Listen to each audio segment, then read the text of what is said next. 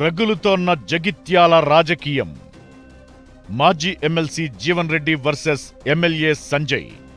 పెద్దాయన నిరసన గళం వెనుక రీజన్ ఏంటి? హస్తానికి గుడ్ బై చెప్పేస్తారా, కారెక్కేస్తారా? తెలంగాణ కాంగ్రెస్ పాలిటిక్స్ లో కొత్తగా పరిచయం అక్కర్లేని పొలిటీషియన్ మాజీ MLC Tativarthi Jeevan Reddy. 40 years political industry అని చెప్పుకునే జీవన్ రెడ్డికి ఈ మధ్య సత్కారాల కంటే చీత్కారాలే ఎక్కువ అవుతున్నాయట. 2018 ఎన్నికల్లో జగిత్యాల నుంచి ఎమ్మెల్యేగా ఓటమి పాలైన ఆయనకు గ్రాడ్యుయేట్ ఎమ్మెల్సీగా అవకాశం దక్కింది. ఆ పదవితో విపక్షంలో పార్టీ గళాన్ని గట్టిగా వినిపించిన ఆయనకు గత ఎన్నికల్లో జగిత్యాల ఎమ్మెల్యేగాను, నిజామాబాద్ ఎంపీగాను పోటీ చేసే అవకాశమిచ్చింది కాంగ్రెస్ పార్టీ. అయితే 2 ఎన్నికల్లోనూ ఆయనకు పరాజయం తప్పలేదు. ఆ తరువాత ఎమ్మెల్సీ పదవీ కాలం కూడా ముగిసింది. అయితే పార్టీ ఫిరాయింపులపై జీవన్ రెడ్డి నిరసన గళం వినిపించారు.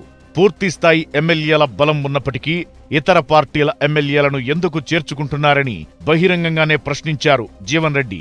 ఈ విషయంలోనే సీఎం రేవంత్ రెడ్డితో జీవన్ రెడ్డికి చెడిందని పార్టీలో ఇన్నర్ టాక్. అందుకే జీవన్ రెడ్డికి ఎమ్మెల్సీ పదవి ముగిసినా ఏ పదవి ఇవ్వలేదనే గాసిప్స్ గాంధీ భవన్లో ఇప్పటికీ రీసౌండ్ చేస్తూనే ఉంటాయి. జీవన్ రెడ్డి ప్రాధాన్యతను తగ్గించేందుకే బీఆర్ఎస్ నుంచి గెలిచిన జగిత్యాల ఎమ్మెల్యే సంజయ్ కుమార్ ను కాంగ్రెస్ లో చేర్చుకున్నారని ఆయన వర్గీయులు ఎప్పట్నుంచో మండిపడుతున్నారు. ఎమ్మెల్యే సంజయ్ కాంగ్రెస్ కండువా కప్పుకున్నప్పటి నుంచి జీవన్ రెడ్డి రగిలిపోతూనే ఉన్నారు. ఆ మధ్య జీవన్ రెడ్డి పార్టీ మారుతారంటూ పొలిటికల్ సర్కిళ్లలో బహిరంగ టాక్ వినిపించింది. మంత్రుల బుజ్జగింపుల తరువాత జీవన్ రెడ్డి కాస్త చల్లబడిపోయారు. గంగారెడ్డి హత్య జరిగినప్పుడు కూడా జీవన్ రెడ్డి నిరసన గళం వినిపించారు. జగిత్యాలలో తనకు ప్రయారిటీ తగ్గిస్తున్నారంటూ చాలా సందర్భాల్లో ప్రస్తావిస్తూ వచ్చారు జీవన్ రెడ్డి. కానీ తాజాగా ఆయన చేసిన వ్యాఖ్యలు జగిత్యాల జగడానికి దారితీశాయి. గతంలో అధికారాన్ని అడ్డం పెట్టుకుని దౌర్జన్యాలు చేసినోడు అధికారం పోగానే మళ్లీ కాంగ్రెస్ లో చేరి పెత్తనం చలాయిస్తున్నాడంటూ ఎమ్మెల్యే సంజయ్ కుమార్ ను ఉద్దేశిస్తూ విమర్శించారు. తెలంగాణలో కాంగ్రెస్ అధికారంలోకి రావడం వెనుక కార్యకర్తల శ్రమ ఫలితమే ఉందంటూ పరోక్షంగా సీఎం రేవంత్ రెడ్డికి చొరకలంటించారు జీవన్ రెడ్డి. జీవన్ రెడ్డి వ్యాఖ్యలు పార్టీలో బిగ్ డిబేట్ కు దారితీశాయి. జీవన్ రెడ్డికి పార్టీలో చాలా దగ్గరగా ఉండే మంత్రులు భట్టి విక్రమార్క, శ్రీధర్ బాబు, ఉత్తమ్ కుమార్, విప్లు, అడ్లూరి లక్ష్మణ్ కుమార్, ఆది శ్రీనివాస్ లాంటి నేతలు కూడా ఈ మధ్య ఆయనతో టచ్ మీ నాట్ అన్నట్లు ఉంటున్నారట.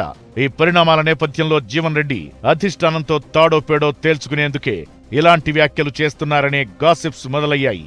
అధిష్టానం స్పందించి నోటీసులిస్తే వాటిని సాకుగా పెట్టుకుని జీవన్ రెడ్డి పార్టీ మారే ఛాన్స్ ఉందనేది ఆయన వ్యతిరేక వర్గీయుల మాట. జీవన్ రెడ్డికి కావాలనే సిట్టింగ్ ఎమ్మెల్సీ స్థానంలో పోటీ చేసే అవకాశం ఇవ్వలేదని ఆయన వర్గీయులు అధిష్టానం నిర్ణయంపై ఇంకా గుర్రుగానే ఉన్నారు. ప్రస్తుతం జగిత్యాల్లో ఎమ్మెల్యే మాటే శాసనం అవుతోందట. దీంతో జీవన్ రెడ్డి వర్గీయులు కోపంతో ఊగిపోతున్నారని జగిత్యాల పొలిటికల్ సర్కిళ్లలో వినిపిస్తున్న టాక్.